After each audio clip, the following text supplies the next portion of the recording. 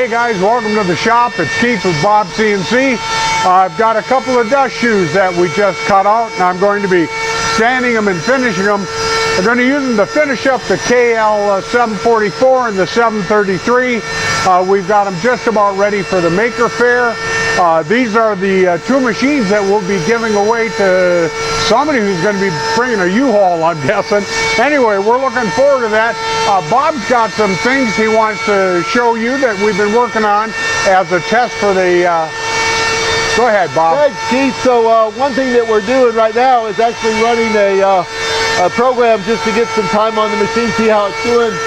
You can see right here that we're actually running the same file over and over. Believe it or not, we're just chunking these in the dumpster when we get done, because all I'm really trying to do is getting time on the machine. The encoder is holding out really well, working really good, getting a lot of detail. I'm actually cutting right now, I think, at 200 inches a minute. And this board here is 3/4 inch deep, the other one's a 1/2 inch deep. Doesn't seem to really matter. So just keeping you updated on the work that we're doing to get the testing done. Till next time. Well, till next time.